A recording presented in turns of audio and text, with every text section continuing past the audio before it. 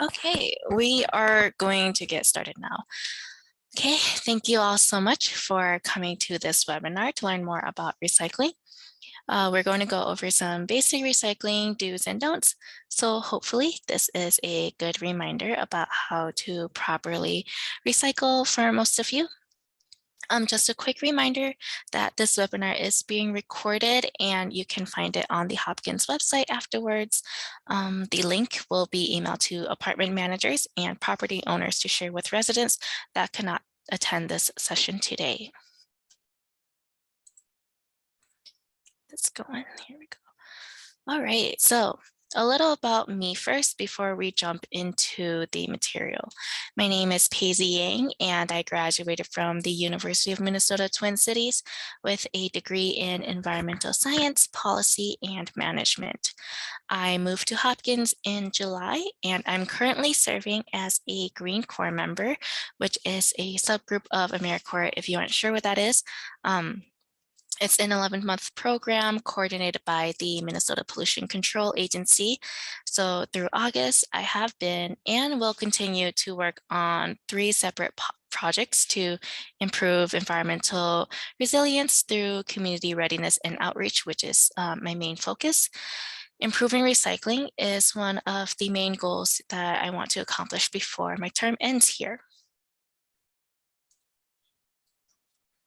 Okay. Here is the agenda. The majority of the presentation will actually be spent on bullet points 2 and 3. So that's like how to properly recycle. And in order to do that, we need to know what's acceptable. We'll move on to organization and touch briefly on where your waste goes and what happens. Finally, we'll talk about some resources you may all find helpful. So there will definitely be time for questions as well at the end of this webinar.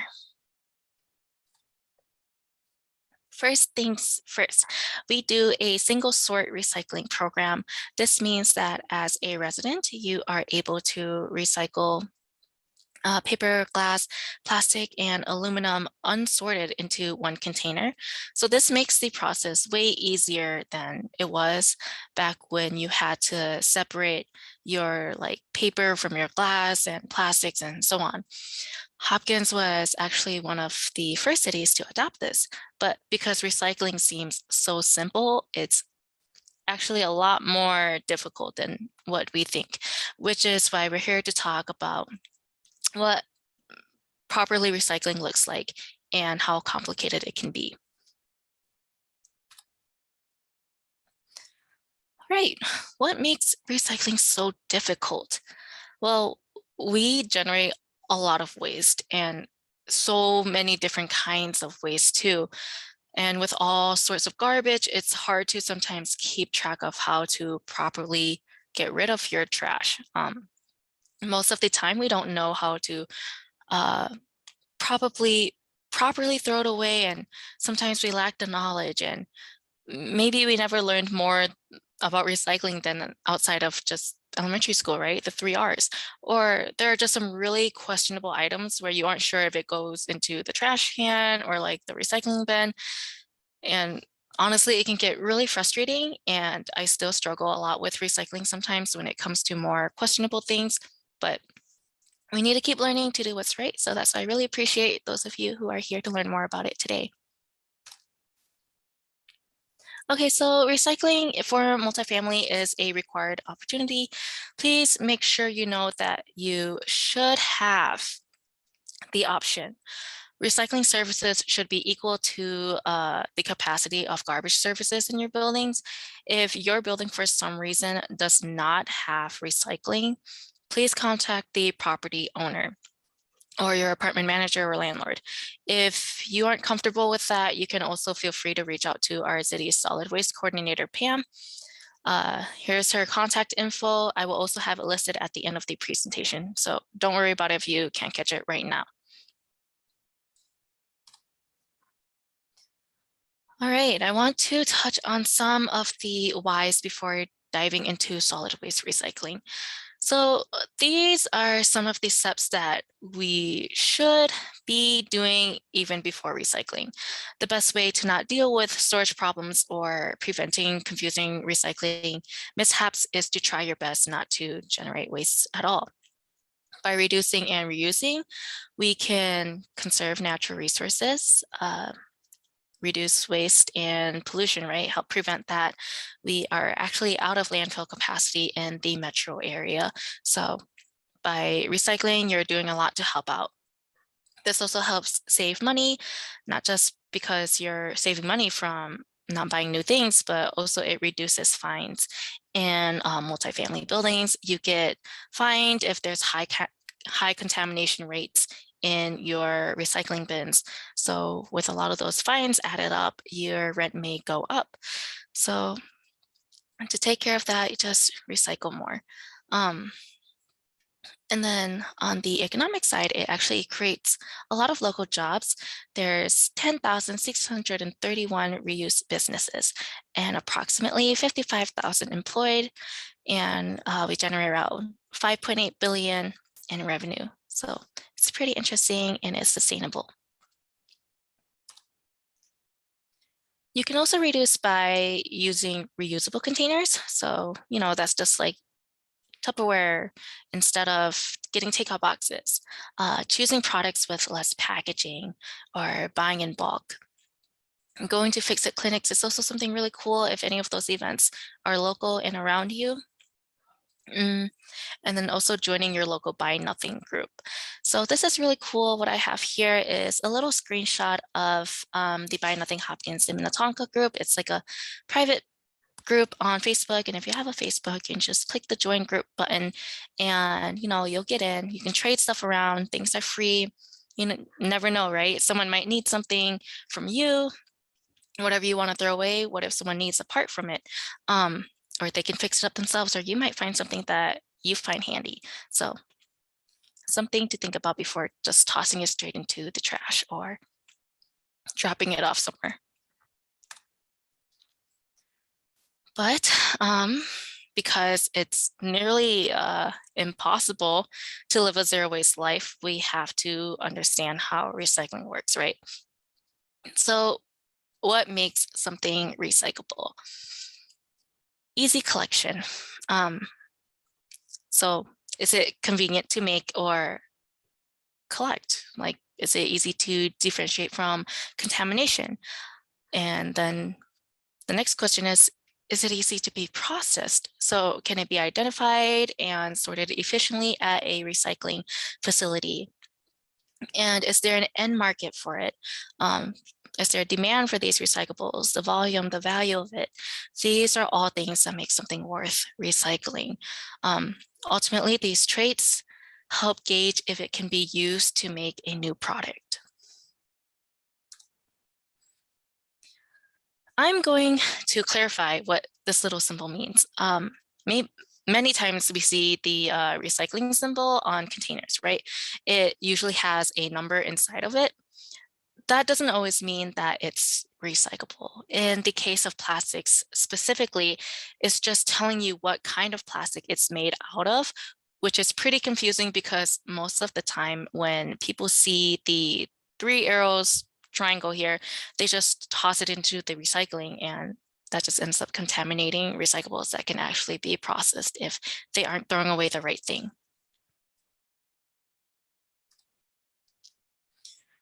Okay, so the plastics that you can recycle are plastics 1, 2, and 5. So to help remember this, 1, 2, and 5 on your fingers and hands forms the I love you ASL hand sign. So that's one way I like to remember. Keep in mind that there is an exception to caps, right? So if it's the same material, like this is all plastic, you can leave the cap on. We'll talk more about a bit more into the details about this later on. So it doesn't matter if, let's say, the cap is plastic number 5 and the bottle is number 1.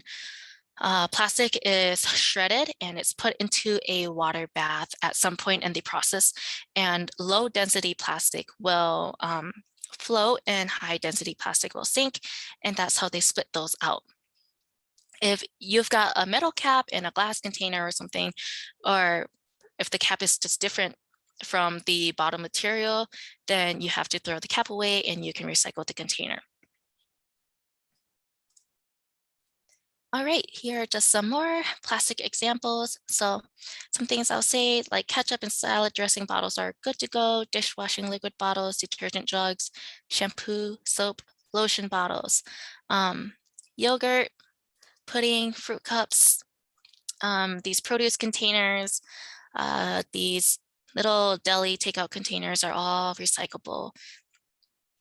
Just keep in mind that no film plastic, so that's like soft plastics like bags or styrofoam. So just to clarify, the little windows on envelopes, that little plastic film, it's okay to recycle that. It's small enough that they can handle it at the recycling facilities.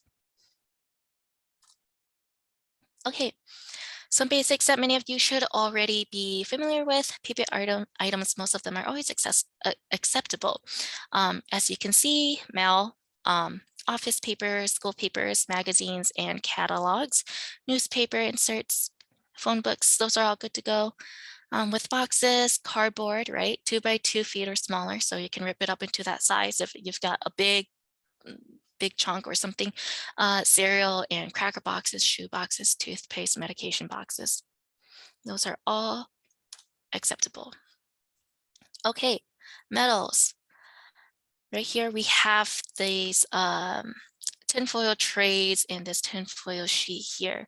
So tinfoil sheets are acceptable, and most of the time when you do recycle tinfoil, just make sure that it's free of food residue or grease.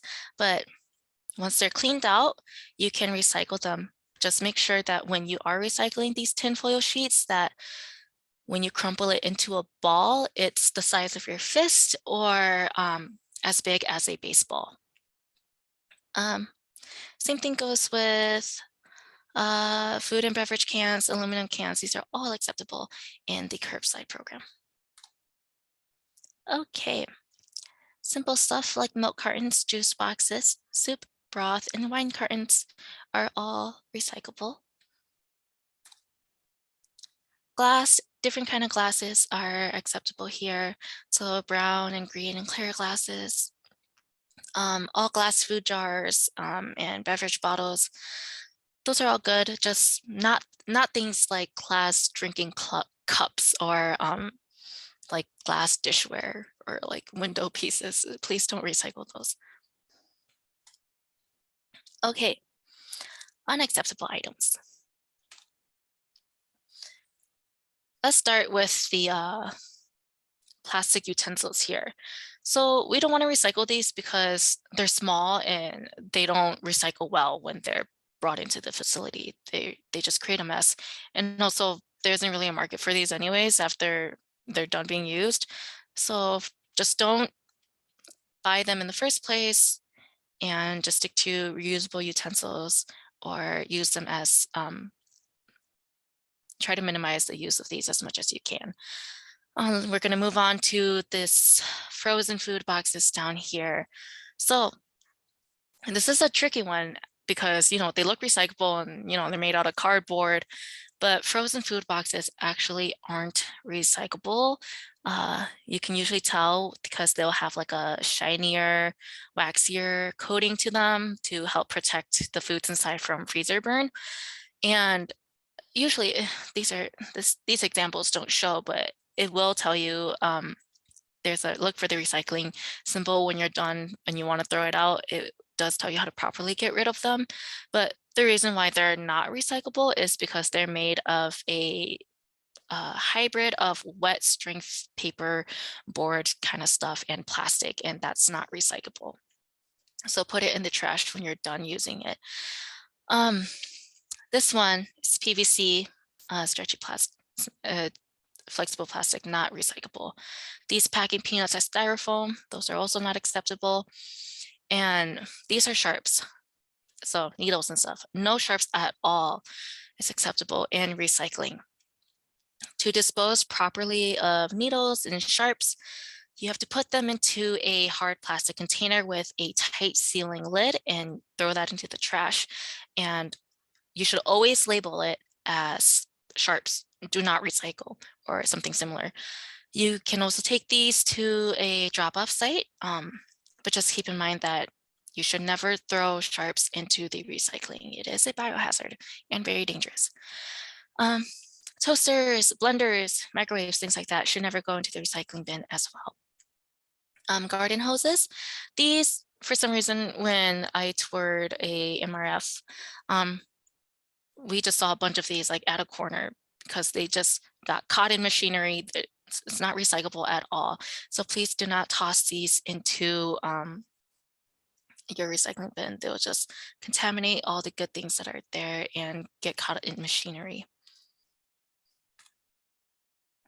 Okay, special waste and hazardous waste, there are drop-off places for these, so don't throw them into your recycling. Metal pots and pans, your old ones. Metal can always be recycled, but only at specific drop-off facilities. We do not accept these in just your normal curbside recycling programs. So please do not throw in your metal pots and pans. Same thing with a electronic waste. There are special places where you can drop these off. String lights, they will cause the same problems that the garden hoses do. So do not throw away string lights into your recycling bin.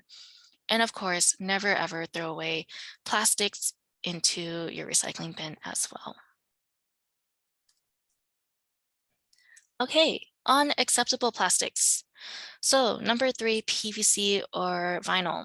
PVC is difficult to recycle because it has a high chlorine content and high levels of hazardous additives added to the polymers that create this kind of plastic. Its production and disposal usually releases toxins to the environment. So in order to recycle number 3, you have to take them to like a local plastic recycling center or a drop-off site where they have the capacity to handle recycling PVC or vinyl. And then number 4, LDPE. This is like a not paper, sorry, plastic grocery bags, garbage bags, not recyclable.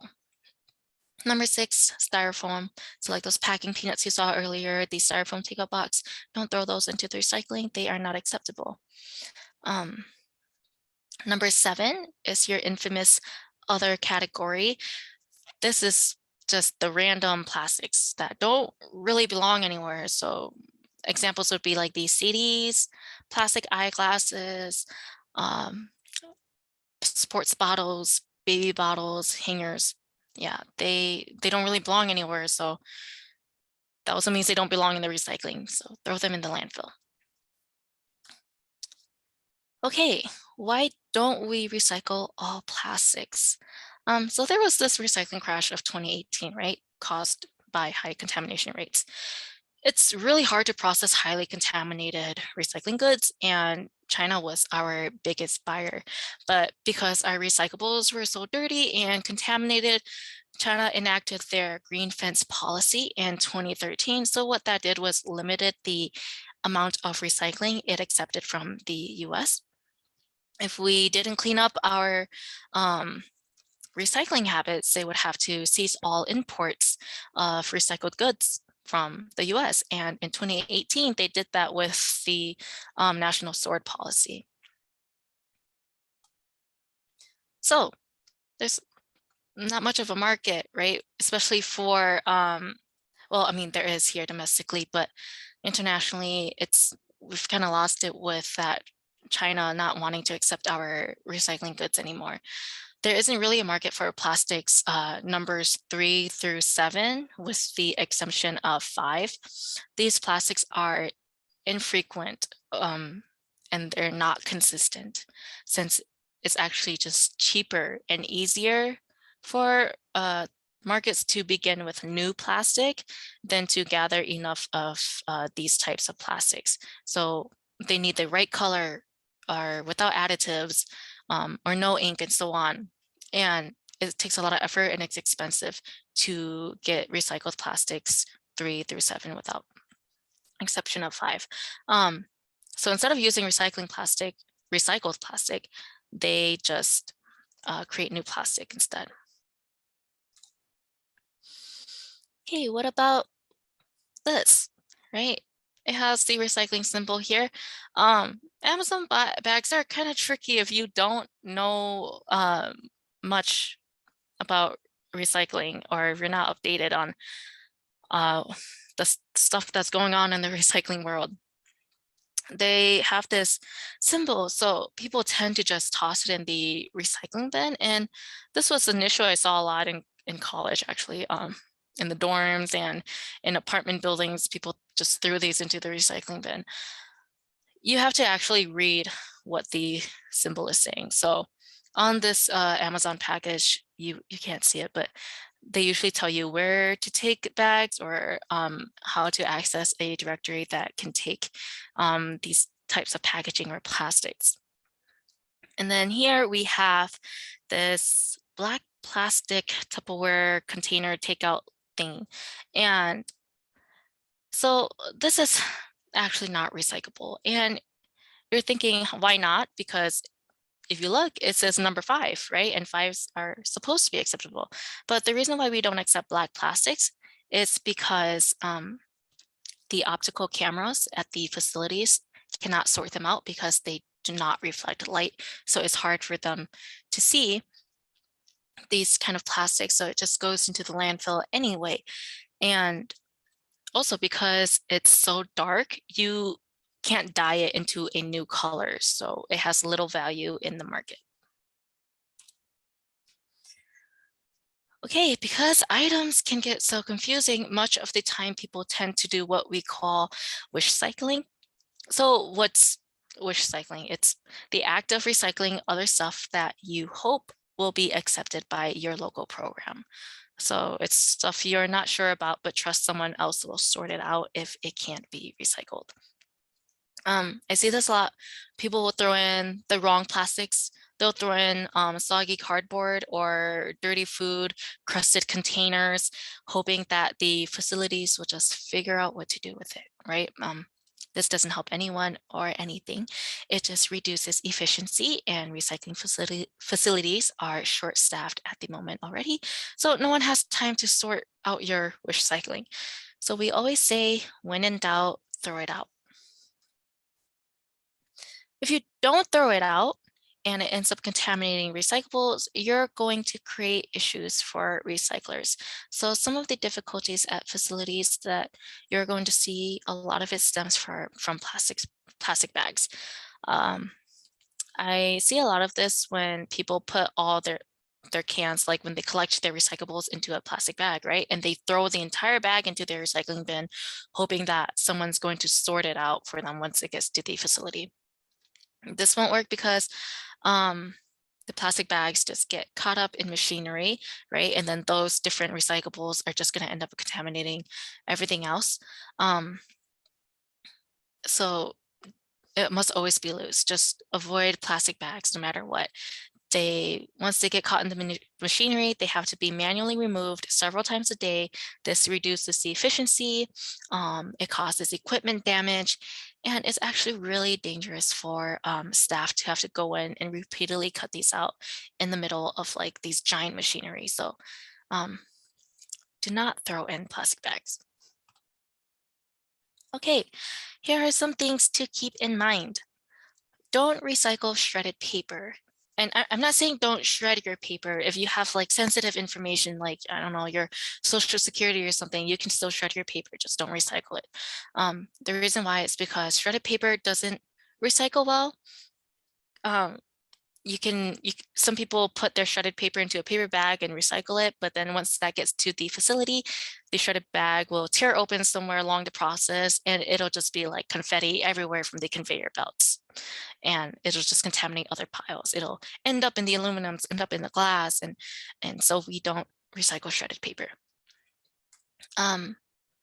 Yeah, so that's another point I want to bring up, that if it's not larger than 2 by 2 inches or approximately the size of a credit card, it doesn't recycle well. And these sauce containers are a really good example of something that doesn't recycle well. It's small, and if the lid gets detached, it can easily slip in between machinery and equipment. So If it's not larger than 2 by 2, do not recycle it.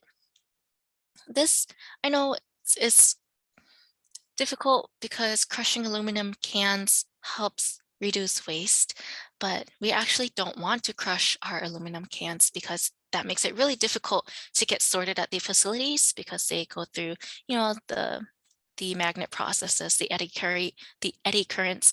Once it's crushed, it's hard for it to sense the aluminum.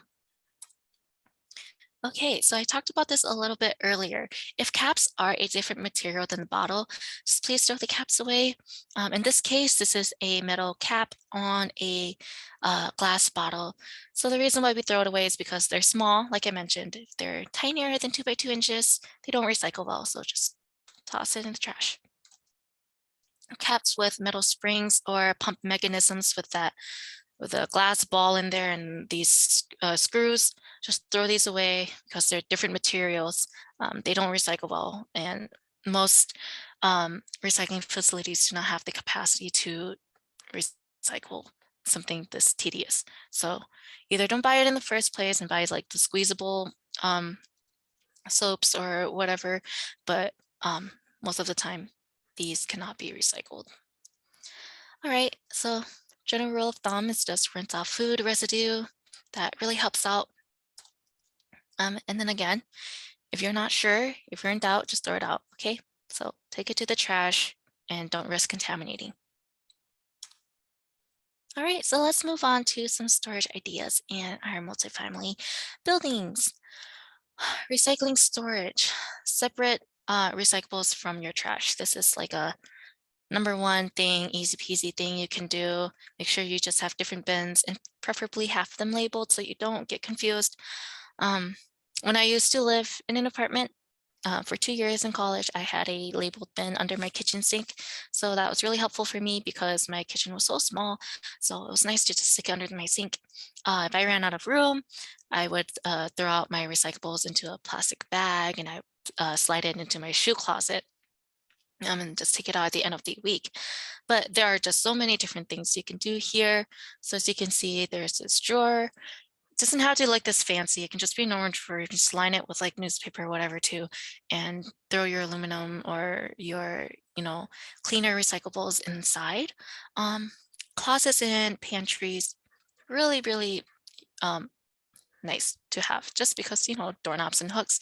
Right here, this is a great example of, behind a door where you can hide it. You can stick a paper bag here and throw your recyclables in, or you can have like a command strip or a command hook and hook it onto the back of the door, and you can like put up a mesh bag and throw in your recyclables there. Cabinets are nice, stick those in. Shelves are great if you want to avoid your kids messing with your recyclables or like pets getting into them. You can stick them on a high shelf if you have room for that. I also like to consider easy transportation. It's something just nice to think about. So this cart idea here comes in handy if, let's say, your chute or your recycling bin is further away from your unit than you would like. You can have something on wheels that could come in really, really handy too. Okay, more ideas. So if you have narrow spaces, you can get these stackable bins, right? Invest in some of this stuff. There's also these Slim Jim trash cans that you can fit somewhere, right? Let's say you might have a sliver of space between your fridge or a wall. You can stick that in there.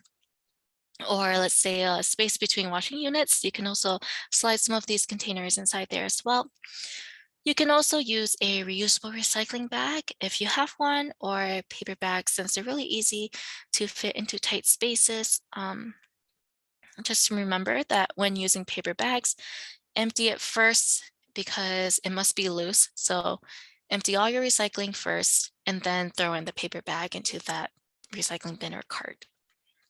Right. And then, of course, always break down cardboard boxes and feel free to crush water bottles.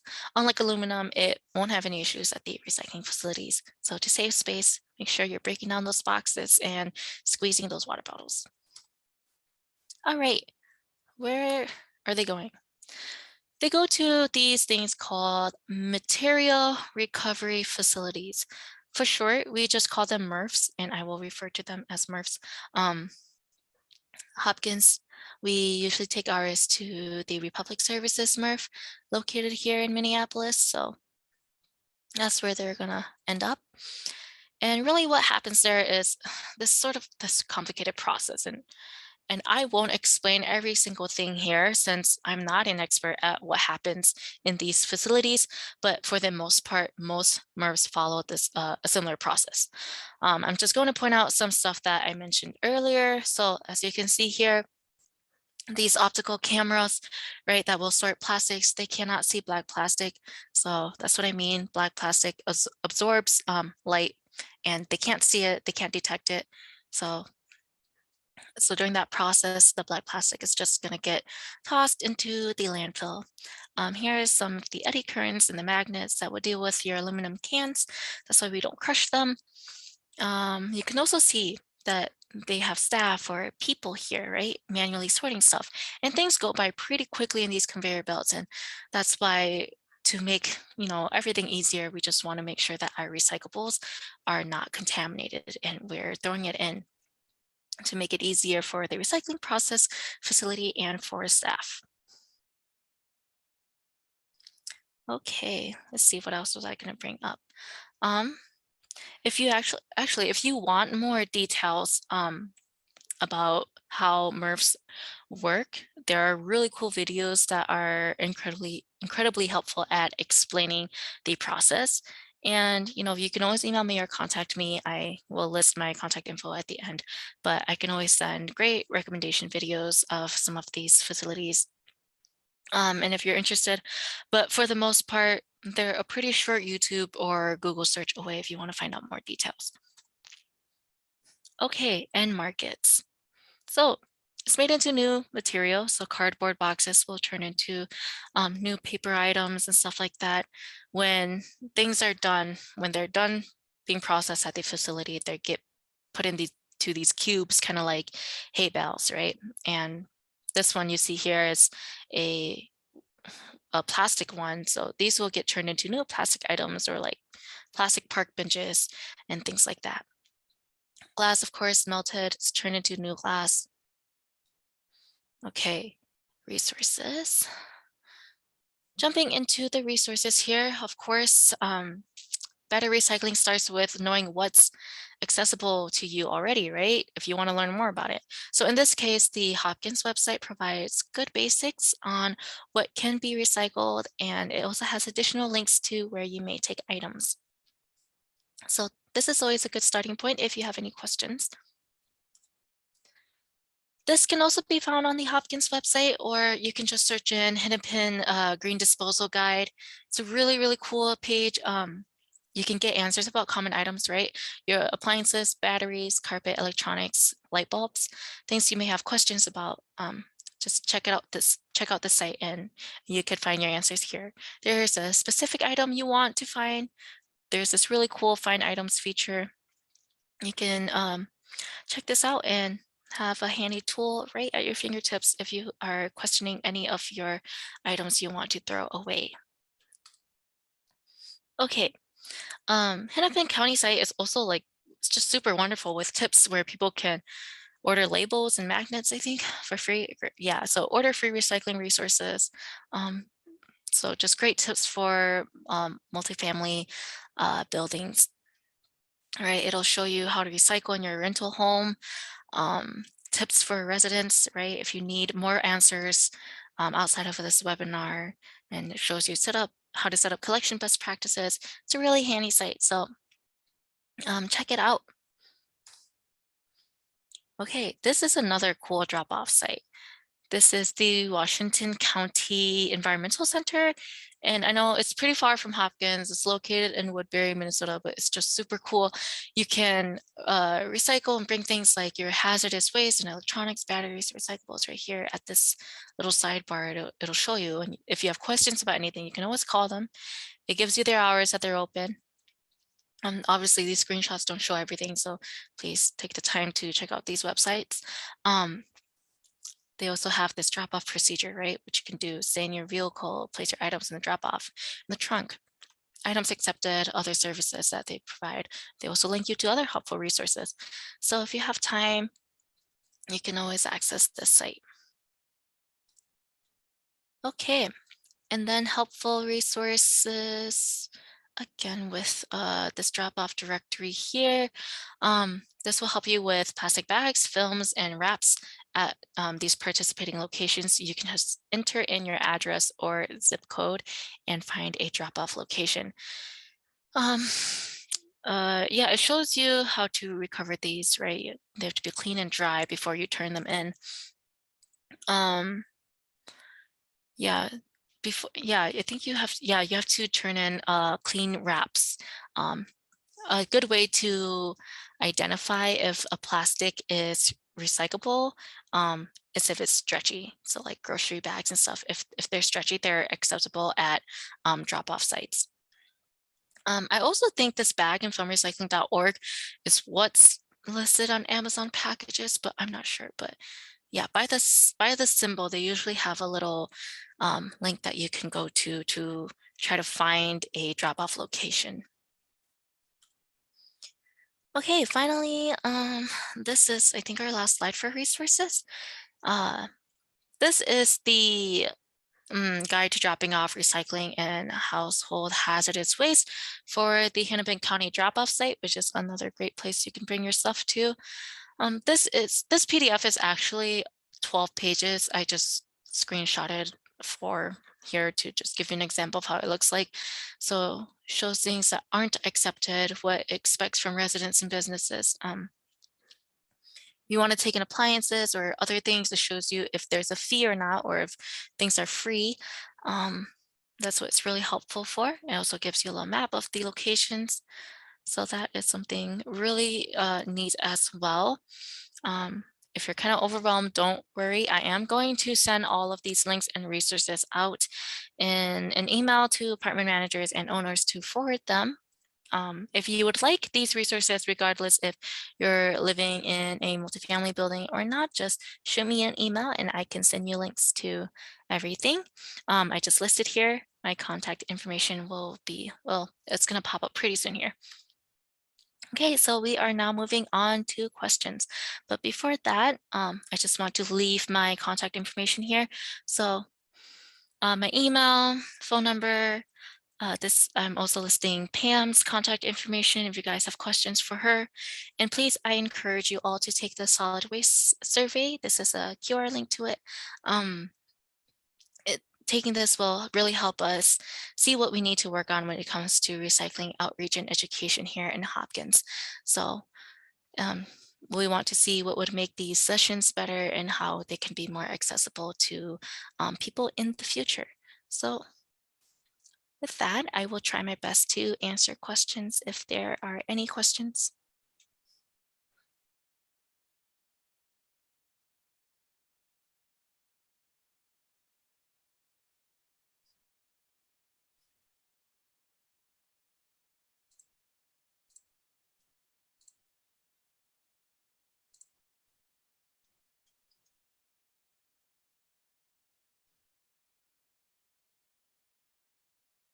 Peggy Sue, do we have any questions from the live stream? No cues on Facebook? Okay.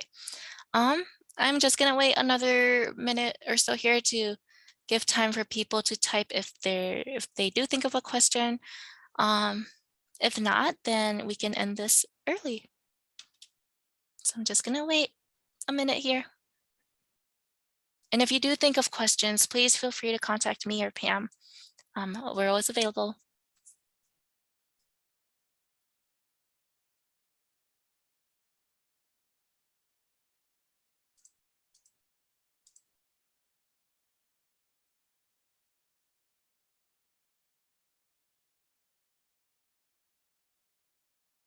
I see a question here.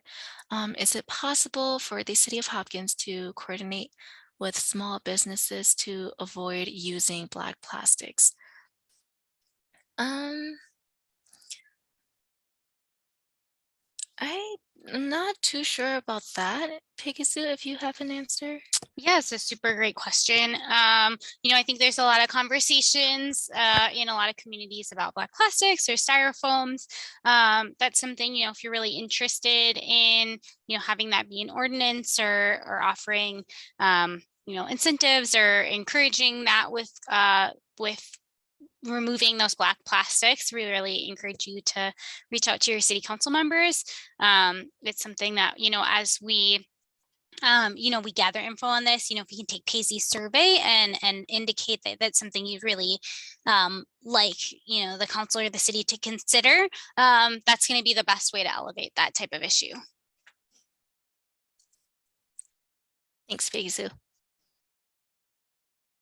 Okay. Any other questions? All right. Okay, well, it looks like we're going to end early then. I want to thank you all so much for watching. Hey, This has Pacey. been, oh yeah. We got a note on Facebook that QR code seems to be linking to Zoom. So I will. Oh, I will send the proper link then. Yeah. Um, Yeah. Do you want to just yeah. put that in the chat really quickly for Yes, I will folks? put that in the chat. I'm just gonna stop sharing screen here.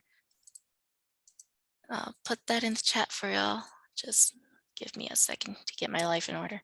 I think we can stop recording now. Or